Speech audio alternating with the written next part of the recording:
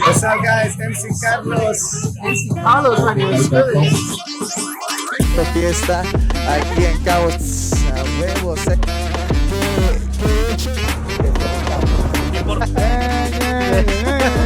Y hasta una foto de plato donde quisiéramos del escenario. Lucas, he wants to know how.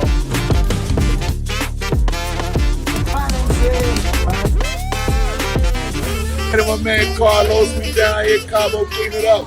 This the guy, he get the party started. He the dude, he teaching people, he doing the entertainment thing, big level.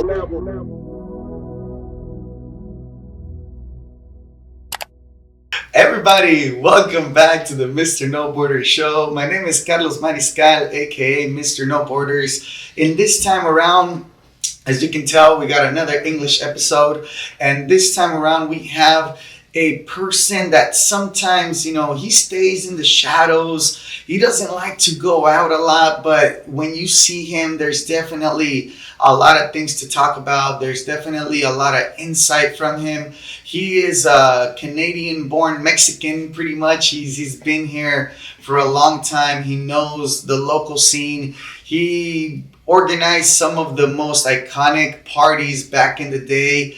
And he's really an entrepreneur, a businessman, somebody that can really tell us about the importance of sometimes just saying no and working on your craft, working on your business. Every time I talk to him, we talk about the growth of how things are going, what he's thinking, how the marketplace is going. So it's definitely important to me to bring him in so we can talk about entrepreneurship, so we can talk about business insights here in Cabo, and of course, events and everything that has to do with really holding an event here in Cabo, an independent event here in Cabo. So without further ado, we have right here Daryl Arnold. Damn, man. Arnold. What's up, Daryl? How you been, man? How are you, man? Good, really good. Happy to be here. Happy to see the growth you've had here.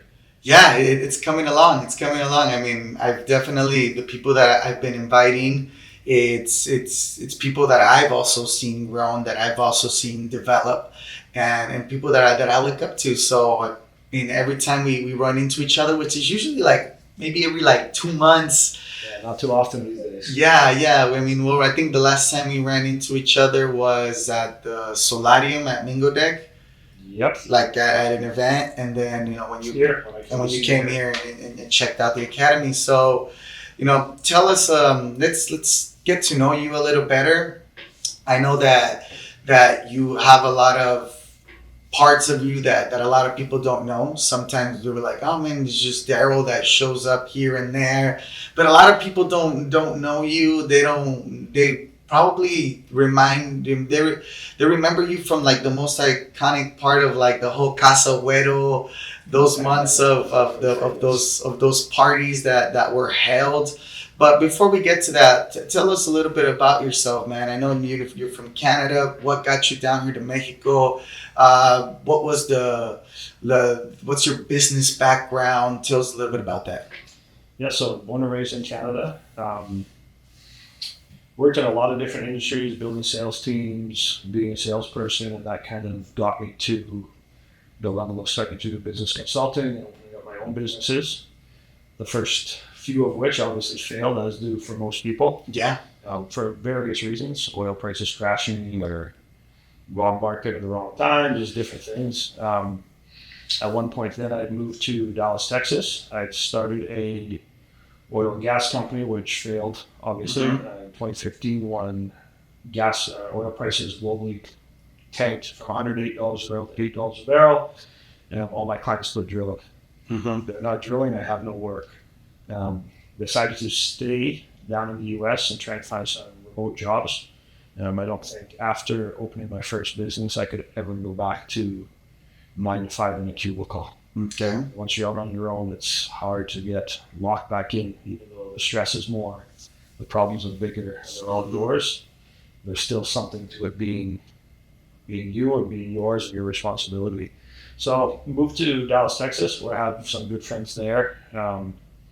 started another company, a nutritional company. So was working on that while building another company up in Canada with some people. I started coming to Cabo 2012, I think, just on vacation. But I just met a lot of people fast. When I vacation, I'm vacation. Yeah. When I'm working, I'm working. So when I was coming to Cabo, the first few times, there was no Airbnb yet. It was all VRBO, 9 flats, 10 dimes. So we would rent villas. Me and a couple of my friends who rented a villa with 8 bedrooms. There's 2 of us. We thought we needed 8 bedrooms. Just the flex, yeah. Just needed a pool area that overlooked the ocean, a big party area. And then we would invite people to come back with us. When I travel, I don't really care where the tourists go. I want to see where the locals, where are they eating, where are they drinking, what are they doing. I want to leave the town. So met a lot of people in Cabo just through, hey, we get off work, come back to the place, we're having a party. Or invite people to come eat during the day before they went to work. So that's how I met a lot of people here. Yeah. And then in 2019, I came down for Christmas. And I'm on my way back to Dallas. I had a little run-in with immigration. Totally legal, but anyone who's had to deal with immigration in any country, Canada, U.S., Mexico, at the border, there are no rights. There's no lawyers, there's no appeal processes, whatever that person you get at the gate decides, that's it. So somebody didn't like me, took my shoes and my belt and held me for 13 hours in a little room. Yeah. And told me I had a week to get out of the U.S. or risk a 15-year ban. Okay. Without reason, because. And it's interesting because, I mean, sometimes, especially, Mexico, you think immigration is all against Mexicans. You think that, they're always, but immigration applies to a lot of other people, So when it happened, I told most of my friends down here, I said, I'm now more Mexican than all of you. Yeah. So I didn't want to risk it. Obviously, I knew I hadn't done anything wrong, but I wasn't sure the process exactly of how to go about finding out what I could do to make sure nothing bad would happen. Of course, at this time, I had one company in the U.S. and my entire life's possessions. Yeah. So I made the decision, you know what, I'm going to move to Cabo. I was just down here for 6 weeks. I left Cabo, and I was like, I'm going to move back to Cabo while I figure out what is happening here with the immigration. And 2 weeks later, March 15th, 2020, pandemic, world shut down, and I was stuck. Oh. And now I'm still here. And you're still here. Never went back. You realize you can still, pandemic is over, right? You realize that? You can still go. Why? Let's go back to what? Yeah. Awesome. Wow, Daryl. I mean, I didn't know it was kind of like forced to an extent, like I was just talking to 2 weeks ago, I was just talking to Terry, and for him to come to Cabo was his wife losing certain government aid for the program she was working in, and the artist that he was working with dropping the horn section. So it was like, we got nothing holding us back. Let's go, So I'm always interested in like what situations, what had to line up to get you to come to Cabo. It was definitely interesting. Not fun at all. Yeah. But one of my thoughts behind it is, one, I love Cabo. At that point, I've been coming down for 8 years, 2 or 3 times a year. Not that much, but it felt like a lot more. I probably had more friends in Cabo than I did back in Canada where I'm from. Yeah. So I was definitely staying in touch with the people. And then just the thought process was, I have a nutritional powder, a supplement. That's my company. And I was like, you know what? Go to Cabo. There's a huge health and wellness market in the Baja. There's a lot of expats that live there, Canadians, Americans, retired, semi-retired. So there is a market here for that product. So that was part of the thinking as well. While I'm figuring out what the next move is, I can continue working on that business while being here in the Baja. Okay. So you come out here. How do you look for a place? Like, we're like, okay, where should I live? For the people that that are thinking of coming out here, like, how was the search process to find somewhere to live? For me, it was easy. I made one phone call. Okay. I've been come here enough, and generally speaking, I don't like paying fees and taxes and extra stuff. Uh-huh. So I would find houses when I was renting the villas back in the day on the different platforms before Airbnb, and contacting owners directly and saying, "Listen, let me talk to you directly, not whoever's renting to you, because I'm not paying all this extra stuff." So I was in contact with 5, 6, 7 different owners of places in Cabo, and so I called one of them that I know and said, "Hey, is your condo available? This is what happened to me. How long I need it for? Give me the best price you can." And of course, he's a really good guy. We had dealt with each other a few times in the past and stay there. And so he said, "Yeah, that's I'm even to you for this much. And just let me know how long you need it and what you need for it." And so it was easy for me. One phone call. I was on a plane 2 days later here with my suitcase. There we go. Just you, your suitcase, and One suitcase and a backpack with my laptop. Everything else went to storage. Oh, this is the sad. Is it still? Did it go like to storage, like Storage Wars, like? No. So this is the sad part. I had in the oil and gas company I was doing communications. So Canada is like 10, 15 years ahead of the U.S. in oil and gas technology, but that's simply from the environmental standpoint. Because the laws in Canada are so strict with the environment and everything, and when you're allowed to drill, they've had to become more efficient. So they spend more money on technology and research that, whereas the U.S. is still kind of Wild West. And nobody really cares in some of those states where the oil and gas is. So I came down doing cell boosting. So we could boost cell signal from 50 kilometers away if there was a tower from no signal to full signal versus they were using satellites. So I still had a lot of my equipment, my personal equipment, which is really expensive. I'm pretty tailored. And when I have to leave, I thought, I'll just send everything to auction. There's probably 40,000 worth of equipment in the whole house. I thought, I'll probably get paid for it. It's not great, but started life with that. So the time it got to auction is right when the pandemic hit. So I got $784.63 for my entire life. No, damn. But I mean, so there really was just one suitcase and a backpack. What I came down with is everything I had. Wow. I mean, that's usually how the success stories start in Cabo. I mean, I showed up with a suitcase, my DJ controller, a speaker, and my 2 dogs, and we got it from there, man. So you show up to Cabo, you have certain businesses that you're working on, you have the vision of where you want to go.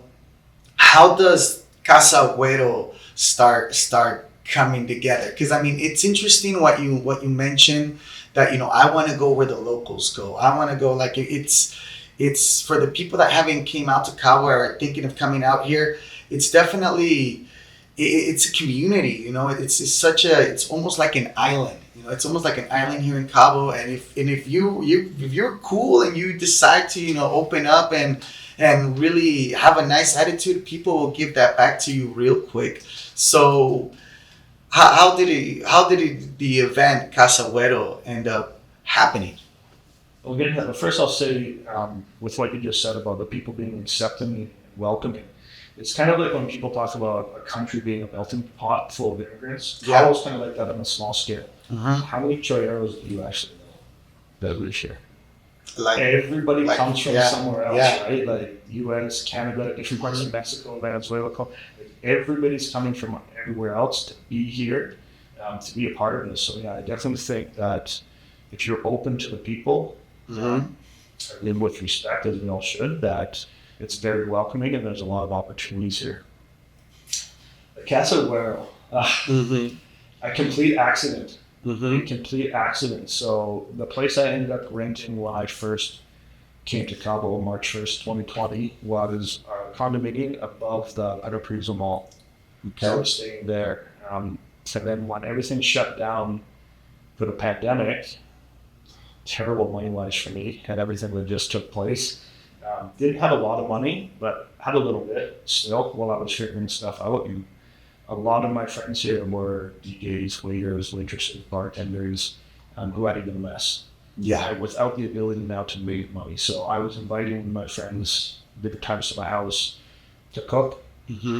I like barbecuing. We do it family style, and so I was constantly inviting not a lot, 6 people, 7 people. Their times to come over and eat some food, have some laughs. Well, we all waited to figure out what was happening in the world.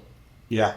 Through that, the security guards at the mall did not like that.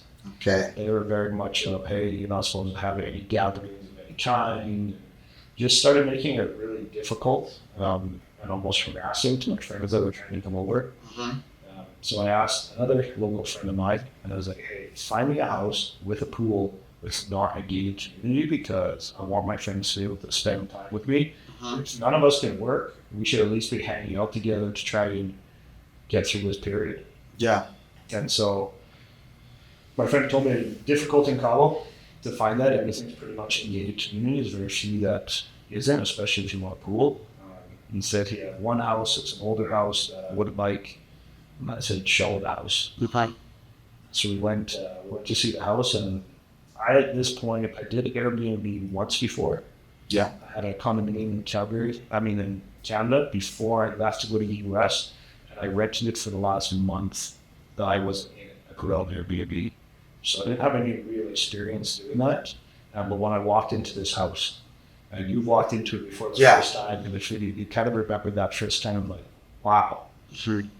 The atrium is huge. It has a big glass pyramid ceiling, fountain in the middle of the room, and I just saw dollar signs at every corner. Yeah. I knew I'd be able to rent this for events, Airbnb for groups. So I knew. But you kept your poker face on, right? Yeah. Yeah, you gotta keep the. That was literally in the first 30 seconds. I looked around and I just saw the potential of this place. Yeah. And then instantly went into, this place is garbage. It's too old. Trying to get the price down. Yeah, Definitely. Everything was already cheap, but still trying to get the price down. So we made a deal for the house, and then after that, I said, okay, if I want to rent this, people need to know about it. Let's make this post forward. Okay. So sent a couple text messages, a couple calls. Some of the friends down here that DJs said, hey, I need that pool night. Want you a pool party? That was it. That was the beginning. Within the first 3 days of moving in, that was May 11th, 2020. Took possession. I think it was like the 13th and the 14th was our first day into the next day party. Yeah, and that's see, this is why I wanted to sit down, because I mean, a lot of people would just be like, oh man, it was just another, just another white boy throwing a party. But right here, you're talking about, okay, you showed up to that house. You're like, okay, there is potential to do business here. I can rent this out. I can do this. But how do I get people there? How do I give this exposure? So, that's where it came from. That was the marketing part of it. If I'm going to do this, if I'm going to rent it, how do I compete with other houses? If I'm going to rent this as an event, how are people going to know they want it as an event? It's one thing to see an open space. Yeah. And try and picture your party that's going to be there. It's another thing to see a video of 130 people. Yeah. Going crazy with DJs on the terrace, DJs inside, one up by the pool, 3 DJs at the same time. Yeah. So you see that, and you see the potential in it. So I had to build that marketing if I was ever going to rent it, which was always a plan. Because again, coming out of the pandemic, another thing that happened right before the end of 2019, I had some business partners on a business in Canada. It went a little bit sideways. They did some illegal things. So I walked away from that business and lost a large chunk of money on that. So really, I was probably around my lowest points. I was looking for opportunities to do something. Yeah. And even without thinking about it as a business, it was like, can I offset my rent? Yeah. That was actually my first thing, is how can I offset my rent so I can live for free? And so every dollar I make, I can put back into Clairbox, which is my nutrition business. Yeah. I mean, and we'll get to. I mean, we're getting there. That was honestly the original thought. Was how do I offset my living costs? Yeah. So every dollar my business makes can go back into the business.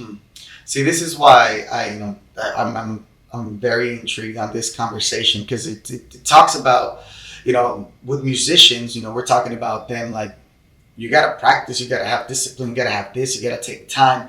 And in the businesses, I mean, in a lot of things of life, it's just there's certain points, there's low points, there's high points. And obviously right now, without spoiling too much what we're going to talk about in a bit, right now you can see the spa and the events that you're doing and the wellness and all the nutrition stuff that you're doing. And they can just be like, oh, well, he just showed up and did it. They don't see, they're going to know now. But most entrepreneurs, you don't know their struggle. Mm-hmm. And if they do their job properly, you don't know. Yeah. You should think, I remember part of my thing with the customs people, they were pulling Twitter feeds and stuff from my nutritional company. Okay. I said, oh no, you've been selling a lot of stuff there. You've built this big company. Actually, I was the marketer. I was mixing. I was bagging. I was shipping. Yeah. But if you looked at my profiles on social media and the website, they thought I was a large company. Mm-hmm. So again, with most entrepreneurs, if you're doing your job properly, the outside people see a finished product, a finished business. Mm-hmm. They don't understand everything that's going on behind the scenes to hold that up and build towards that ultimate goal. Awesome, man. So that was the first thing was, how can I offset my living costs while I'm figuring things out and get this company up to a point where it can pay me money. And you don't know. I know a lot of people say, in your first year, if you break even, it's good. There is no timeline. It depends on you. Depends what you're building. Typically, there's a quote by Mr. Wonderful on the Shark Tank when he said, if you've been doing this for 2 or 3 years and you haven't made any money yet, and there's no money in sight, it's now a hobby. Okay. It's probably not a business anymore. Yeah. So I kind of get that, where you have to have your limits. But to say, okay, within a year I need to break even or make money, you don't really know. It depends on the business you're building, how much is going back into it, and that kind of thing. So my first thing, again, the biggest thing, how do I offset my living costs so everything else can focus on the business? And that was the original idea with the condo I was renting. Yeah. The idea being I would fly back to the US for a week to work and rent it out while I was gone. And with the amount of money that I could rent it for, it would pay almost my entire month's rent, and I could rent it for a week. Mm-hmm. I'm a numbers guy. Yeah. Numbers and margins is all I do is numbers. So I was always looking at that. And so first party at Casa Güero was, hey, let's get some people in here. Let's see what it can be. Let's get some people having fun. Let's get some pictures of it. Let's get some videos of it. Let's get some people talking. So let's see. When you were organizing this, how did you start to contact who? Let's talk about the part of organizing the event. Okay, you had what goes through your mind? What went through your mind when you were organizing these events at Casa Güero? Okay, so the very first one was a DJ I knew who was living with a bunch of other DJs, and they had 5 of them in a 3-bedroom apartment. And I was like, okay, I have 3 bedrooms in this house. Mm-hmm. I need 1. So I said, okay, grab your stuff, get in the car, let's take it. You can stay here, but you're DJing for free. I didn't know at the time none of us knew how long this was going to go on for, or what this was going to become. So it seemed like a good plan for him. He got to stay in this really nice house with a pool and everything, and I had a DJ 24/7. Okay. So that was the first step, and then I had him invite some people. I told him what kind of people he could invite. I wanted to be people that I didn't know. Mm-hmm. So I said, you can invite some people, but I don't want a bunch of 19-year-olds. I have all the waitresses and call this number. So I'll call them. Yeah. I said, find me some people here that are doing things. Property managers or working with big groups, professionals. Yeah. So he invited some people, Chili's and Perry. Yeah.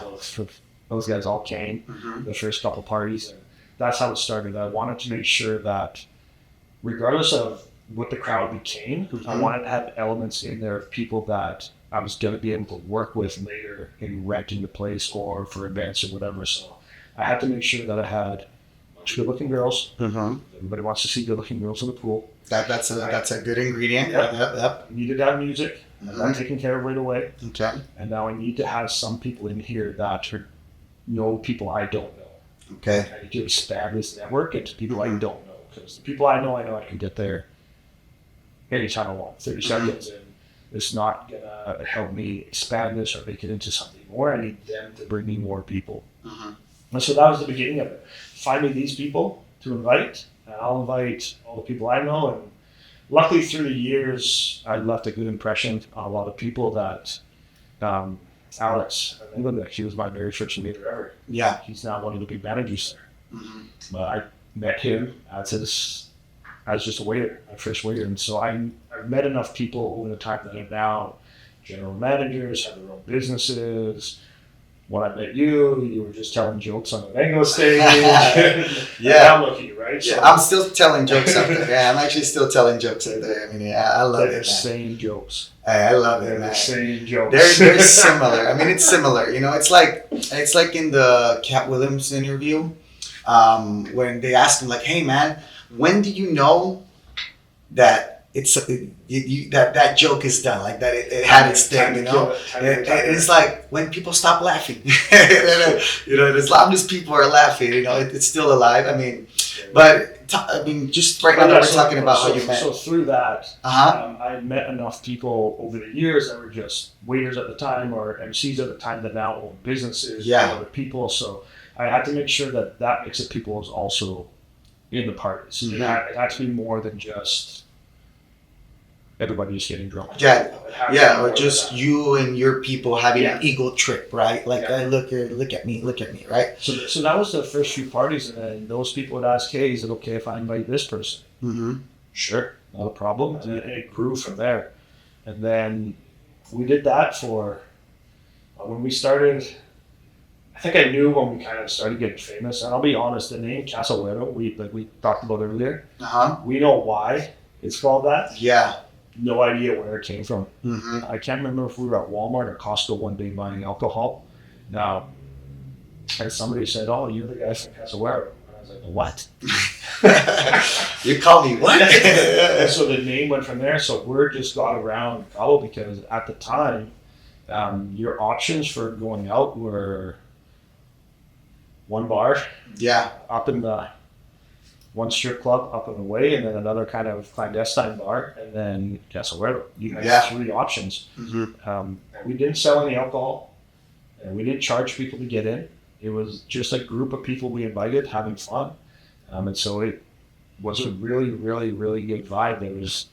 There was no drugs being sold in the house. We didn't have any problem with police. In the 3 months we did it, there was maybe one fight, which wasn't really, no fists were thrown in it. Just got a little physical and broken up. So I mean, it was a rare thing, but it was well organized. Because I remember you had security, you had Gama and Yelito. Yeah, so even how that came about was not a plan of me organizing. At first, because I had no idea how big this was going to get.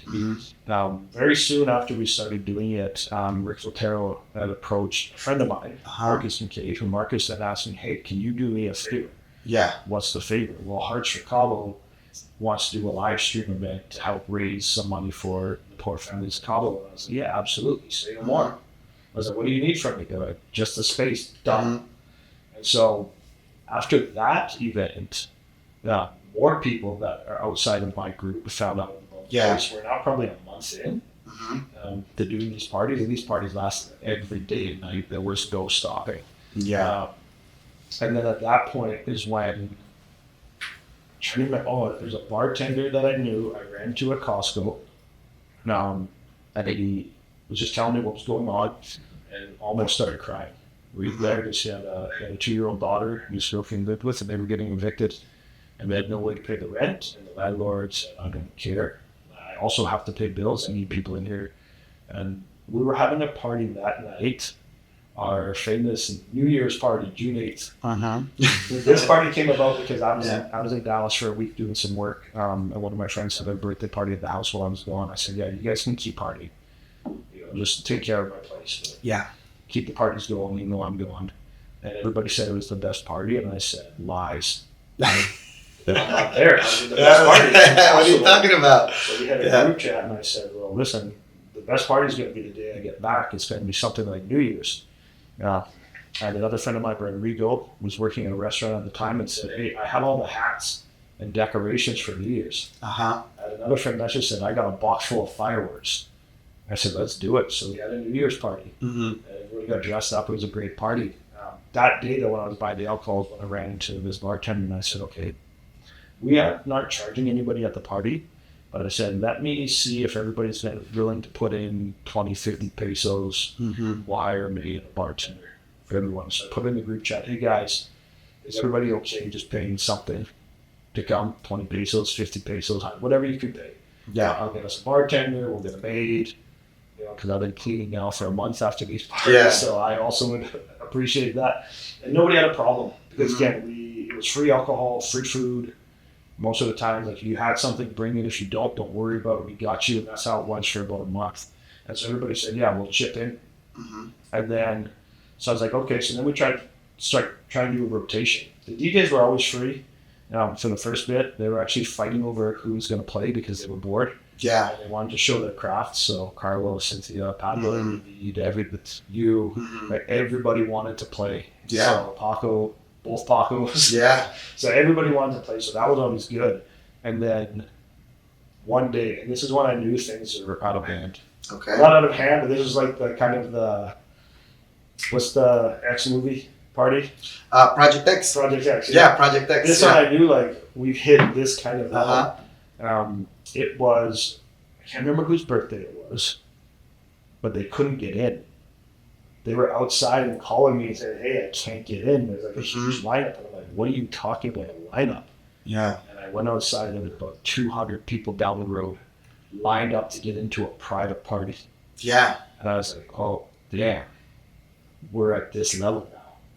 And so it was that point that then I went to Elito. And I said, hey, Elito, I know you guys haven't been working either.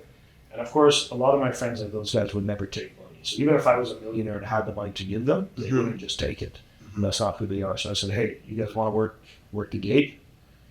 And so, yeah, absolutely. And then again, I went to everybody and said, hey, let's keep chipping in every time we do these parties, chip in whatever you can, and let's start paying some of these guys so they can make a living to feed their families. And also it's better for us in the parties. Yeah. So that's kind of how that started to transition. Yeah, just kind of transitioning that and helping people that also, okay, we kind of need this now. We're getting big. Like, this is getting out of control. So that's how that all kind of came about.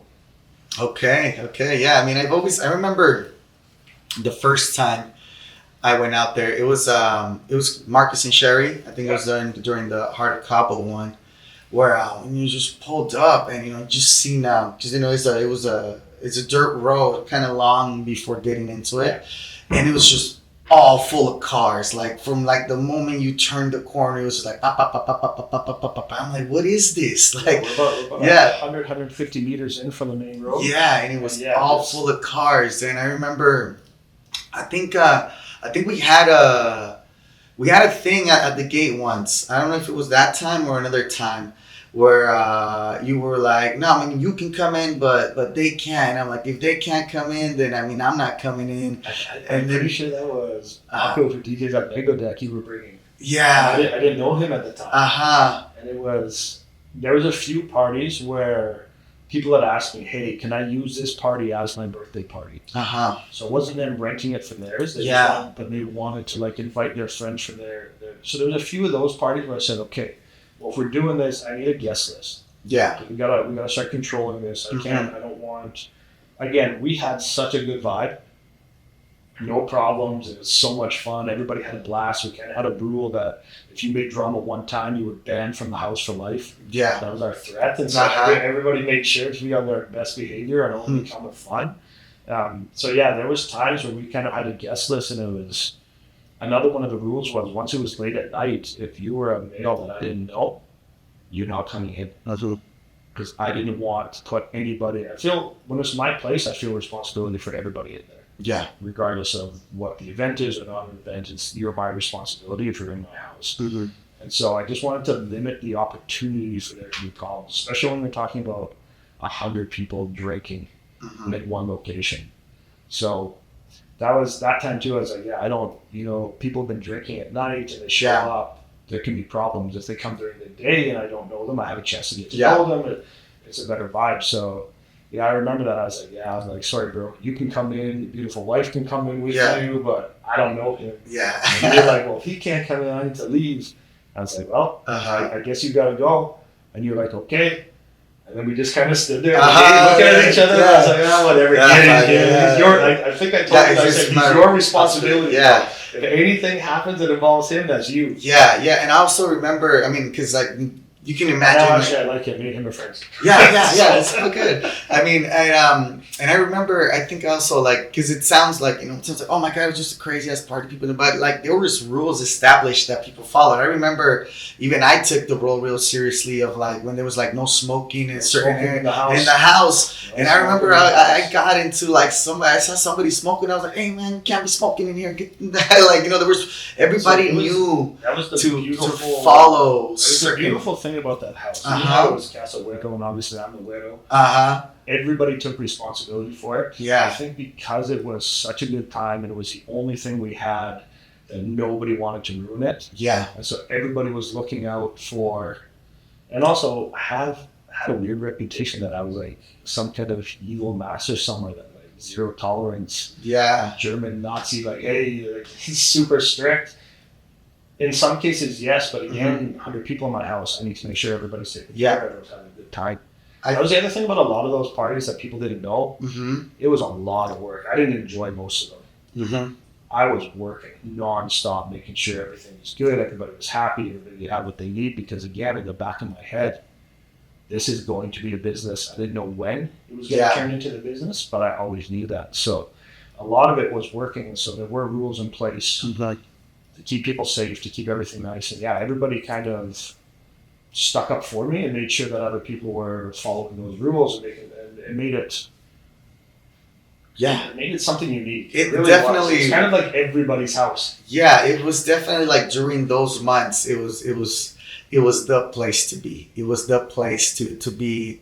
It was the place to be, the place to be seen, and the people to be around. So it was definitely. That's why when I called in, I was like, "Hey man, I think we need to talk about this, because it was before more time passes and we start to forget certain details, I feel like financially, everybody kind of got hurt in the pandemic. Very few people. If you weren't already a billionaire in the pandemic, you weren't making money. Yeah. But I think from a personal standpoint, those of us that had Casa Güero, we crushed it. Yeah. We crushed that pandemic. I don't know if there'll be another time in my life that I will have with the fun we had during that. And on top of that, it's just that you're mentioning right now, like at the end of the day, it all started from just helping, from coming together. Yeah. And it's like helping, but also with the business vision, with the vision of like, okay, now what happened after, did your plan work of giving that house exposure? Did what you imagined the first 30 seconds when you saw the house first, did it all come to fruition? Did it happen? Absolutely. One of the things when I see an opportunity, I don't necessarily have the finished product in my head. Mm-hmm. I just kind of see an idea. And I'm open to adapting that to what it can be as I start learning what is this animal I have, what can I train it into. Okay. So I didn't necessarily have a set idea of what Casa Güero was going to be when I started renting it. I just knew the opportunity was there, and we'll start to find out. I wasn't sure, is it going to be an event house all the time? Am I going to be renting an Airbnb to groups who are going to be partying or staying there? I didn't really know at that point what it was. I just knew it was going to be something. There was opportunity there. And again, the parties where if I made the house famous, there'd be more opportunities there. Yeah. To find stuff. So I think that one of the first events that we did after having the free parties and everything was a friend of mine, David, who he had rented a place to do an event. He was selling tickets to it. He does a lot of house music. There wasn't a whole lot of that at the time, really, the house scene here. He had sold tickets, and then their venue canceled on them. They found out they were having a party, even though I don't know the details of it. Yeah. But they canceled. He came to me, hey, can you have it here? I said, okay, yeah, we can do that. Here's the price. That price includes my security guys. That's one of the things I did. If you want bartenders, mine. You want security, mine. You pay them. I'm not making any money off of it. I wanted the people that were there for me in the pandemic, that were working for very little, to have now continued that opportunity. So Elito and Gamma have been the security in my house since then. They still are to this day. If somebody rents my house for a party, Gamma and Elito have my very first call. Hey, somebody's having a party, need a security guy. Yeah, unless they're out in Rosarito or They send me someone. If they're at Baja Beach Fest, they say, we have someone will send you. Gamma always takes care of me. And that's because I trust them. And that trust was built through the pandemic when we first started using one. They always give me a rate better than anybody else because when they didn't have work, they had it with me, so I'm paying very little for it. I don't make money off of that stuff. I don't. Yeah. That's one of the things I see in Cabo, and I understand that it's a tourist town, people work for commissions, but you have to look at what is your main product. And mine was renting the house, so I was never looking to make money off of bartenders or security or anything like that. So what their cost was is passed on to the customer, goes to them. Mine is renting the house and stay focused on what my main product is. And I always say, don't you spend too much time looking at the floor for pennies instead of looking up at the dollars. Yeah. So that was one of those things. So I told him the deal. I said, we can't afford it. And he was together with a couple of his friends that were going to bed with him. And I said, you absolutely can afford it. You can't afford not to do it. Mm-hmm. He said, what do you mean? I'm like, have you sold tickets to your event? Yes. If you cancel this event and refund those tickets, you now have lost all trust with those people. They will never buy another ticket from you, any event you do. And that is the truth. Uh-huh. Once you burn someone, even with cancellation, it's not your fault. Now they don't trust you. They're not going to give you money. And he saw that. His friends didn't at the time. That's how me and him became friends. Because when I told him that and explained it to him, he saw it. It seems that you have situations with everybody who you become friends with. Yeah, it was a thing. Like, I want to see people do well. Uh-huh. I haven't had a whole lot of people in my life really support me. I'm from a small town in Canada too. Yeah. Everybody kind of wants to hold you back. Okay. It's like they're afraid that if you do better, a lot of people think it's jealousy. I don't think so. Mm-hmm. I think if you do better, they don't have an excuse why they're not doing better. Okay. And so they prefer you stay at their level so they don't have to try and fail. Yeah, I mean, it's like the classic, everybody wants to see you good, but not better than them. Yeah, exactly. And so if I have an opportunity to share something with someone, and again, it's not part of my business, I'd be making money off that event for him renting the house. If it's a good event, he'll do it again. I'll make more money. So it's nothing for me to let him know that you actually need to do this event. And this is what the cost is. And you need to find a way to do it. And it was cheap. I charge way more now than it was then. Because I didn't know at the time what the market was for it. Yeah. I had no idea what the market value was. I was still figuring it out. He came back to me that day and said, can I pay you half now? I'll pay half at the end of the event once you've collected tickets and sold stuff. Absolutely. I had no problem with that. So that was the first kind of paid event at the house. And it went pretty well. Not for them so much. Mm-hmm. They made mistakes with who they hired. And so one of the deals we cut was they were going to do their security instead of mine to keep the price down. And I allowed it. It's the only time I allowed it, I didn't really get. They did hurt me any, but they lost a ton of money with people bringing their own alcohol into a party that's supposed to be sold, security not being at the gates, so not checking tickets. And I was watching it happen, but it wasn't my party. Yeah. And so afterwards, I talked to him and I said, listen, you guys ever do it again, use my security. Use Gavin and Elito, they're the most professional people. They do movies, they do Beach Fest, they do celebrities. That's who you pay for. You get a good price. If you're meat for them, you use them. You don't have these problems. And it's good for Gavin Elito's business, it's good for the person doing the event, it's good for me. I like having putting people together. And so that was kind of the first paid event. Yeah. And then how it went from there. Yeah, I mean, Casa Güero definitely became like a very iconic house to hold an event, to do certain activities of, just vacationing or, holding private events or just chilling and being able to, have that view. Now, tell me, how did it evolve? I know Casa Güero is now something else. Tell us how did it evolve to what it is now and what is it now? So when we were living in Casa Güero, at the time when there were parties, and when I started renting out Airbnb and people were staying there all the time, not for a 100-person party, there's no neighbors. Right, so everything around us is land. We don't have any concrete there. We don't have neighbors beside us. It's just Latin, so cucarachas, amibas, Cockroaches. they're gonna be there, right? Yeah, This is the Baja, so Yeah. if you leave a little bit of food out, Mhm. they're gonna come in and look for it. And the house is older, so there was problems sometimes with water, as there is in the Baja, Yeah. electrical in the Baja, different problems. And one day I was standing, I was like, I need to do something with this. There's not enough birthday parties happening or events happening to cover the amount of money I was making through Airbnb, but dealing with the people Okay. and the problems was you always have to look at how much time you're putting into something as well versus something else. Even you as a business owner, even though somebody might not do something as good as you, have them do it if it's 90%. Because the time you take to do that is being taken away from something more valuable. Yeah, actually, delegation is supposed to be 70%. Like if it's 70% efficient then to your 100, that's like the minimum. It shouldn't go over that. Yeah, It depends on, again, what it is, right? what it is, what you're doing, Yeah. how important it is to the business. Yeah. Your time is valuable. There's worth there. And I was standing there one day and just the fountain in the middle. There's a tree in the middle of this house, by the way. Yeah, that's tree still kicking. Yeah, the tree's beautiful right Yeah. now. Blue, like red flowers all on it. There's a cactus in the middle of the house where the fountain is. And this glass pyramid ceiling. And I was just like, this would be such a great wellness center. And I had that thought, and then I just tucked it in the back of my head. I didn't really look into it because I was crushing it on Airbnb. Absolutely crushing it. But then the problems with people coming up, and then in 2023, Airbnb started going down. Now, remember, I don't own the house. I'm renting the house and re-renting it. And I did this actually for a bunch of properties. Yeah. One time I had 7 8 properties in Cabo that I was renting and re-renting. That was crushing. That was such a good business. Easy money.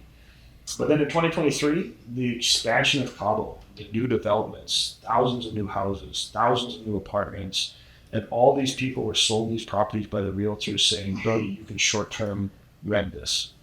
And prices just bottomed out. Yeah. So the beginning of 2024, I was ready to leave Cabo. I said, okay, it's time. And then I had a friend who had a beauty salon downtown and he wanted to sell it. And I had a client in Dallas who I private label car wash for him. He's a chiropractor. He was looking at moving to the Baja and starting a wellness business. And I said, you know what? Started connecting the I dots. was like, maybe that wellness idea I had. You grabbed it. Like, I'm like, yeah, take the dust that's off of an it. office. Yeah. Let's take a look at it and see if the numbers support this. So again, being a numbers person, I just jumped into the research. Started running numbers, started writing a business plan for it. At the end of it, I got a little bit excited and said, you know what? There's something here. And so they'd both been to the house before and knew it very well, but I said, I need you guys to come to the house and talk to me. And they kind of knew what I wanted to do, but I needed them to walk with me. Like not a virtual tour, an in-person tour, and see what I see. Because I think sometimes that's hard to do when you're looking at investors or business partners, to have them see exactly what it is you see. And so I walked them through, and then we all kind of agreed that we move forward with it. And it did end up working out with those two partners. I have a different partner though, but yeah, so now it's Serenian Wellness Spa. Serenian Wellness Spa. Yeah, and so we're focused more on health and wellness. Uh-huh. I think one of the things here in Cabo is you don't just have to look for tourists for business. There are lots of locals here now, and a good enough mix of locals here. It's not just retired gringos and Canadians. There's a lot of professional Mexicans here as well. There's a big market to locals, and to provide locals with something that's missing. When I looked around, the Baja is really getting known for wellness. Santos, Paz, Tulum, this is growing big too, but wellness is becoming the new tourism. And so I wanted to try and get ahead of that. It took me about a year and a half before we were able to open. And I was to do that. That was kind of where that idea also came from. Is, hey, let's provide this for the locals. The tourists can come here as well. We do get quite a few tourists actually. Well, now it's about to go season. But we get quite a few tourists that are staying at the hotels in the corridor that come to us. Okay. Because you can come see us, you get our local prices. So 2 or 3 people can get a massage from the same price as one in the hotels. Yeah. And we offer a lot more things. It's about offering different variety too, a couple times, the sauna, and a lot of different health and wellness stuff. And so that's what the business is today. And my main market with that is twofold. One, for the locals that live in Tizal, or anywhere in Cabo. We have some really great group packages, but it was providing that area in Tizal something that wasn't here. And then also, when there are groups that come to Cabo for a bachelorette party or a birthday party, that's one thing that I saw was missing in the marketplace. You could go on the camel rides, ATVs, rent a yacht, Rosa Negra. Everybody does this. What if you could rent a wellness spa for a day? You would have the whole place is yours and do a variety of things. I work with a lot of other locals. Obviously, I don't have a lot of money, so I can't have 50 people on salary. So I work with people that do energy healing, cacao ceremonies, sound healing, acupuncture, and we contract these people in so people can really tailor their experience to what it is they want. Hopefully, with the prices we're charging, because again, we're trying to keep it for locals, there's enough money in there for them to try some things maybe they haven't tried before. Yeah, because that was the beauty of Mexico, of Cabo. I mean, it's coming in and having and using the local prices, bringing the dollar, bringing whatever you got of currency against the peso. But, sometimes things switch and now it's like the locals are paying the higher prices. We were talking about this before. I think it goes to how the energy in Cabo's changed. The demographic of tourists that are coming down here. Yeah. When you bring in Rosa Negras and they tell the prices are astronomical. Yeah. But that's what they are. And they've been successful doing that in Cancun and Tulum, Mexico City, and now here. But then where do the locals go? All the bars started going after tourists and nobody was providing services for the locals. We had nowhere to go. Yeah.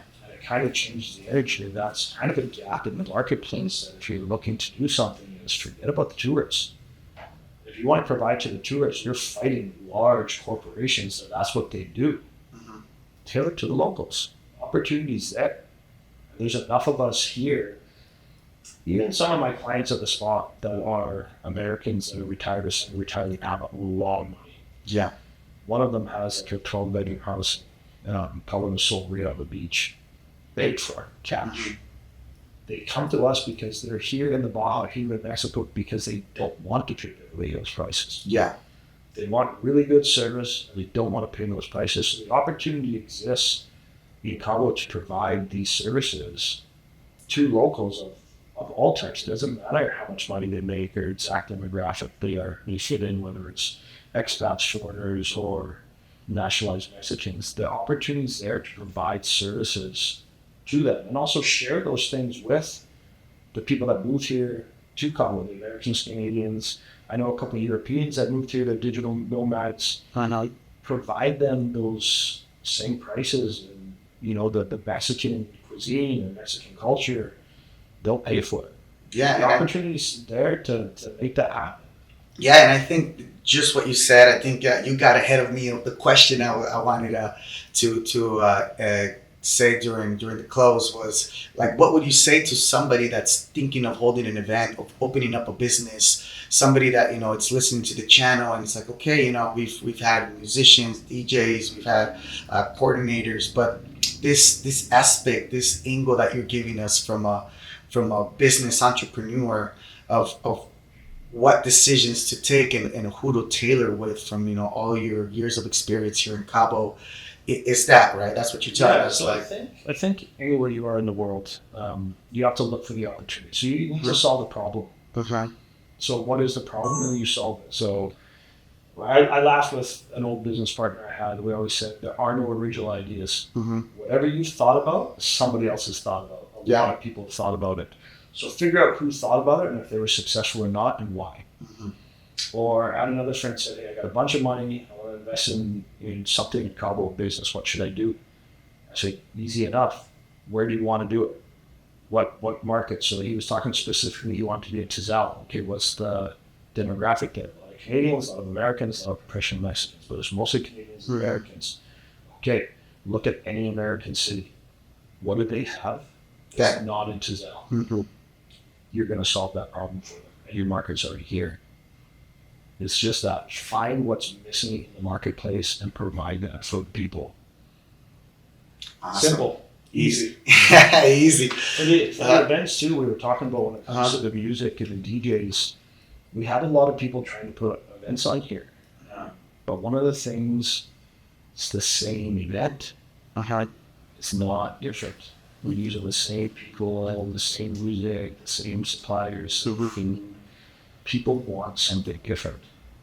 So you have to find out what that is and then provide it to them. But the market's here. Yeah. The market's here for all of it.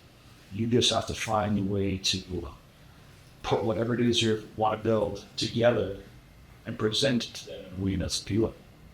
Awesome.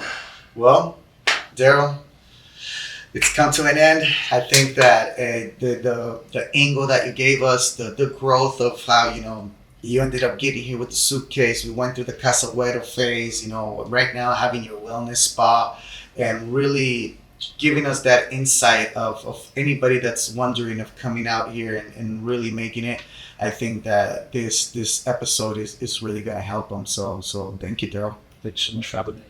Everybody, that was Daryl Arnold, and it's not his middle name, that's his last name. And he was here with us, sharing his point of view, sharing the experiences that he's lived through. And I think, like most of our guests here, just remember, you're gonna have ups and downs. You're gonna hit the wall, but you gotta get back up. You gotta keep on trying, and that's what we're gonna be showing a lot here in this channel. A lot of people, the stories that got them to the point of success, the stories that really got them to learn what was next, what was coming up, and we will be having more guests just like Daryl. Maybe a little different on like business standpoints, but this is going to be a great place for you to learn everything that has to do with events in Cabo, entrepreneurship, weddings, DJs, everything that has to do with Los Cabos. You're going to be able to learn it here. So this is Mr. No Borders signing out. This was episode 13 of the podcast. So everyone, thank you so much. That's been checking it out every single Sunday, and we'll see you next week with another amazing guest. Gracias.